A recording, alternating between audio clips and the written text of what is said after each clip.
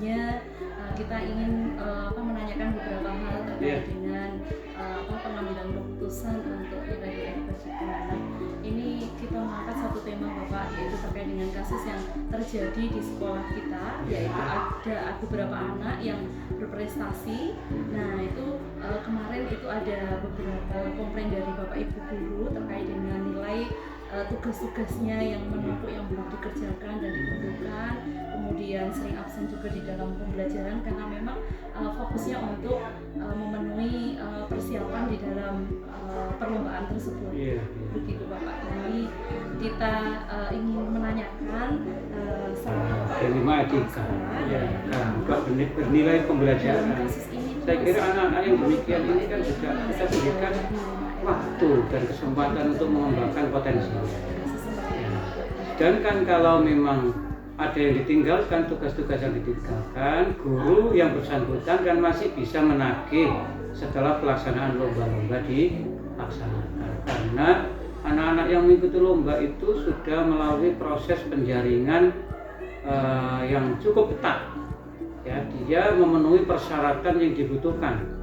Dia memiliki kompetensi, ya, kompetensi di bidang yang dia geluti. Nah, ini kan merupakan sebuah prestasi tersendiri bagi anak-anak kita. Sedangkan kalau ada guru yang masih merasa terganggu dengan kegiatan anak-anak yang semacam ini, ya kita berkewajiban untuk mengingatkan kembali, karena penggalian potensi diri anak ini sudah ditemukan. Kemudian kita sebagai guru pendidik kan wajib memupuk, ya, agar potensi yang dimiliki ini berkembang, ya, sehingga mereka menjadi pribadi-pribadi yang kompeten. Seperti itu. Saya Pak Anam. Bagaimana Bapak Anam menjalankan pengambilan keputusan terkait ya tadi masalah tadi di sekolah ini, terutama untuk kasus-kasus yang mana ada dua kepentingan yang sama-sama benar atau sama-sama mengandung nilai kebajikan. Jadi pengambilan keputusan yang kita ambil secara tentu melalui prosedur musyawarah mufakat. Tim-tim yang berkaitan dengan hal tersebut, pembina-pembina yang berkaitan dengan anak-anak tersebut, komponen sekolah yang berkaitan dengan hal tersebut kita kumpulkan, kita ajak bermusyawarah supaya mereka mengetahui. Terjadinya dilema, terjadinya masalah itu kadang-kadang memang tidak ada komunikasi dan koordinasi pasti sinkronisasi akan terjadi. Maka tiga hal ini menjadi pokok dalam pengambilan keputusan terkait dengan masalah. Akhirnya bagaimana hal apa saja yang selama ini Pak Anam anggap sangat efektif dalam pengambilan keputusan. Jadi pengambilan keputusan itu akan efektif manakala keputusan itu pertama diambil secara musyawarah dan mufakat. Itu pertama pokok. Yang kedua, pengambilan keputusan itu akan berjalan di lapangan dengan baik sudah barang tentu ada fungsi kontrol, ya, kontrol dari pihak-pihak yang sudah kita berikan penugasan tadi, dikontrol. Kemudian setelah dikontrol, masalah apa yang mungkin berkembang setelah disepakati tadi itu bisa kita minimalisir terjadinya sebuah konflik. Jadi musyawarah mufakat dan manajemen yang berkaitan dengan fungsi controlling, sehingga satu sama lain kalau sudah dimusyawarahkan, kemudian di perjalanan itu ada sesuatu yang masih kurang bagus kan, fungsi controlling, fungsi ini diplanningkan dengan baik, diorganisasikan dengan baik, diaktuate, dikuatkan. Setelah dikuatkan, ya controlling. Nah, kontrol inilah yang nanti akan menghasilkan tindak lanjut bagi keputusan-keputusan yang perlu bisa dilaksanakan. Mungkin Bapak menemui ada beberapa tantangan atau kendala di dalam proses menuju pengambilan keputusan itu. Nah, kalau boleh tahu ini Pak, kira-kira tantangannya apa ya Bapak?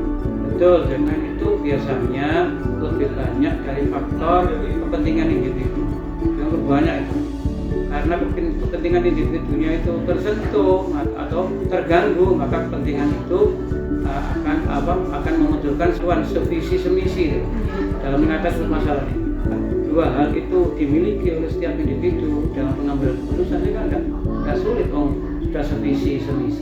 Di tengah perjalanan kok ada hal-hal yang menyimpang dari visi dan misi kita, maka kita luruskan kembali, kita actuatingkan, kita kuatkan kembali ya, dengan sudah pada tentu dari hati ke hati. Dan visioner seorang pemimpin harus melihat semuanya itu berdasarkan pada keutuhan daripada proses pembelajaran yang dilakukan oleh anak itu.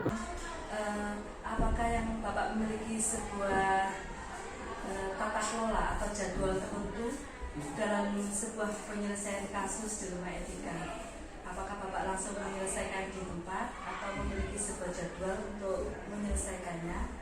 Bentuk atau prosedur seperti apa yang Bapak akan jalankan? Ya, itu penyelesaian masalah itu kan sudah ada standar operasional prosedur kan ada.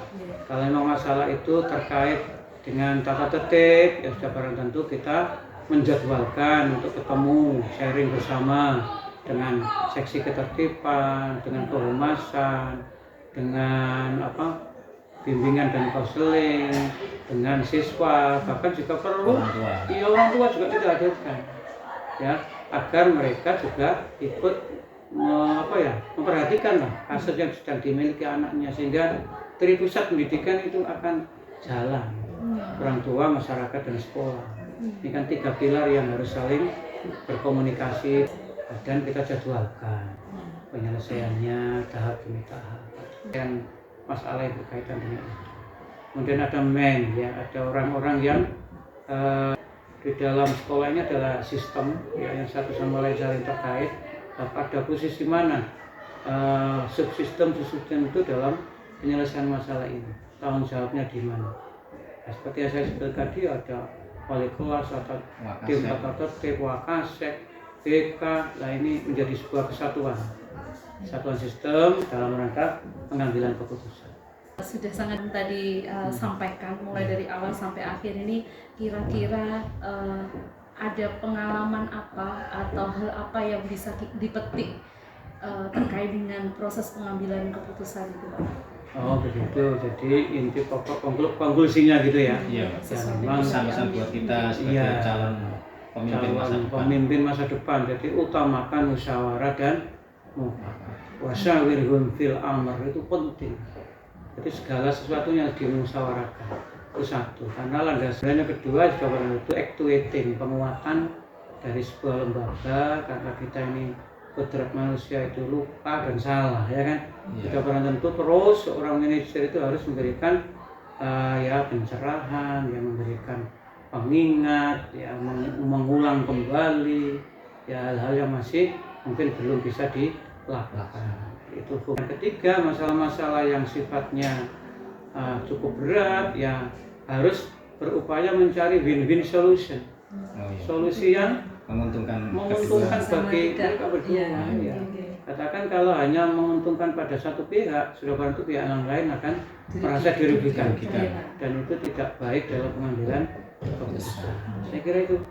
Bu Tias, Bu Mahfira, Pak Malik, selamat, mudah-mudahan menjadi sosok pimpinan masa depan yang handal, yang amanah, yang bertanggung jawab, jadi tidak hanya memiliki kompetensi dalam bidangnya, tapi juga kita ini di forum pendidik ini juga harus memiliki etos kerja dan lain sebagainya. Saya doakan semoga dengan sukses. Amin. Waktunya. Terima kasih hari ini Pak Anam sudah bersedia kami wawancarai. Semoga segala Pak Anam ini dapat menginspirasi kami bertiga, kelak akan bermanfaat sebagai pemimpin. Betul. Matur suwun Pak Anam. Amin. Wassalamualaikum warahmatullahi wabarakatuh. Waalaikumsalam.